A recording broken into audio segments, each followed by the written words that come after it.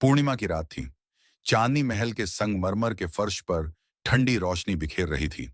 रानी रुद्रलेखा अपने महल की बालकनी में खड़ी थी, जहां हल्की ठंडी हवा उसके घने काले बालों को छूकर गुजर रही थी। बगीचे में वह जिसकी बंदर बैठा था। जिसकी आंखों में हमेशा एक अजीब सी गहराई थी। रानी धीरे धीरे उसके पास गई और उसकी आंखों में देखा।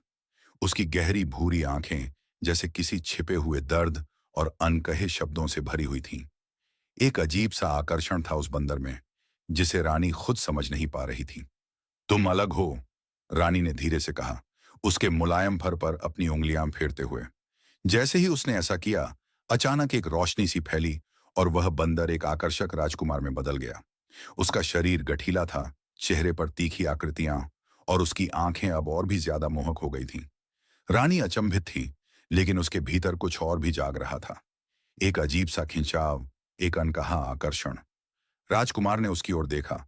उसकी आंखों में अनगिनत भाव उमड़ रहे थे। रानी ने धीरे से अपने होंठ खोले, उसकी तरफ बढ़ी और उसके चेहरे को हल्के से छू लिया। राजकुमार ने एक धीमी मुस्कान के साथ उसकी कमर को अपनी मजबूत बाहों में थाम लिया। तुम्हारी आंखों में मैं हमेशा कुछ खास देखती थी, रानी ने फुसफुसाते हुए कहा। राजकुमार ने धीरे से उसके चेहरे को अपनी हथेलियों में लिया और उसकी आंखों में डूबने लगा। फिर बिना कुछ कहे उसने हल्के से रानी के गुलाबी होंठों पर अपने होंठ रख दिए।